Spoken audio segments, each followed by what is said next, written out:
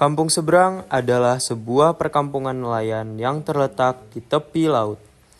Airnya bening, pasirnya putih, pohon nyiur berderet sepanjang pantai.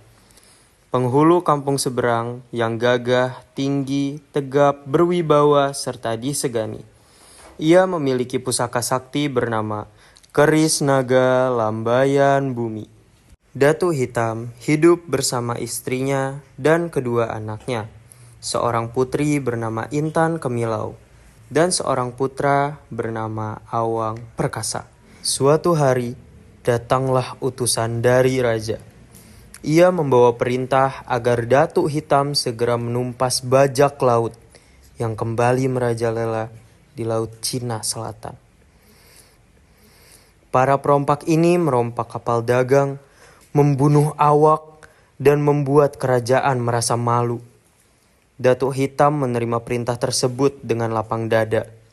Ia segera menyiapkan pasukan kampung dan bergabung dengan prajurit kerajaan. Setelah persiapan selesai, mereka berlayar menuju lautan luas. Di tengah laut, tampak kapal besar dengan bendera bergambar tengkorak. Pertempuran pun tak terelakkan. Datuk Hitam memerintahkan pelepasan panah-panah berapi, hingga kapal bajak laut terbakar. Pasukan pun naik ke kapal musuh. Pasukan Kampung Seberang yang sedikit berusaha bertahan. Mereka berkelahi dengan gagah berani. Namun, jumlah musuh terlalu besar. Panglima Jati akhirnya kalah dan terluka parah. Kampung dibakar, rumah-rumah roboh, penduduk disiksa, dan keluarga Datuk Hitam menjadi sasaran. Dalam kekacauan itu, Intan Kemilau terbunuh. Istrinya jatuh pingsan karena duka. Sementara Awang Perkasa diculik oleh Datuk Lintang. Saat Datuk Hitam jauh berlayar, istrinya mendapat firasat buruk lewat mimpi. 2 bulan kemudian, Datuk Hitam kembali dari peperangan di laut. Betapa terkejutnya ia ketika melihat kampungnya porak-poranda, rumah-rumah hangus, dan rakyat dalam penderitaan. Dengan hati hancur, ia mendatangi Panglima Jati yang terluka parah. Dari sanalah ia mendengar kabar mengerikan. Putrinya tewas, istrinya masih hidup namun dalam kesedihan, dan putranya hilang di bawah musuh. Air mata Datuk Hitam jatuh. Hatinya remuk, namun ia tetap mencoba tabah, lalu berjanji akan memperkuat Kampung Seberang. Sementara itu, Awang Perkasa dibawa ke negeri Lintang. Di sana, ia diberi nama baru, yaitu Kelana. Ia tumbuh besar bersama anak kandung Datuk Lintang yang bernama Lading. Mereka berdua sama-sama diajari ilmu silat, tenaga dalam, serta keterampilan perang. Tetapi sifat keduanya sangat berbeda. Lading tumbuh kasar, sombong, dan suka menindas orang lain.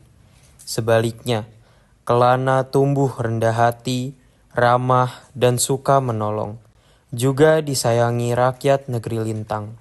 Datuk Lintang mengadakan pertandingan bela diri untuk memilih pengganti pemimpin. Lading dan Kelana dipertemukan dalam duel sengit. Mereka bertarung dengan tenaga dalam dan keris, saling serang dengan penuh amarah. Namun pada akhirnya, Kelana berhasil menjatuhkan Lading. Kabar tentang keberadaan Datuk Lintang akhirnya sampai ke telinga Datuk Hitam. Dengan tekad yang bulat, ia mencari musuh lamanya itu. Pertemuan keduanya berakhir dengan pertempuran besar. Mereka sama-sama mengerahkan kesaktian, tenaga dalam, dan senjata pusaka. Namun, dengan keampuhan Keris Naga Lambayan Bumi, Datuk Hitam berhasil mengalahkan Datuk Lintang. Setelah musuh tumbang, Rahasia besar terbongkar.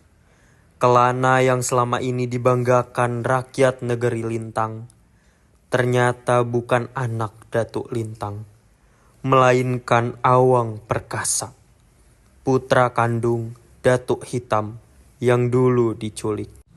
Sejak saat itu, kampung seberang kembali hidup aman. Ancaman bajak laut sirna, rakyat bisa kembali melaut dengan tenang. Dan nama Datuk Hitam dikenang sebagai pemimpin yang bijaksana, yang gagah berani melawan kejahatan.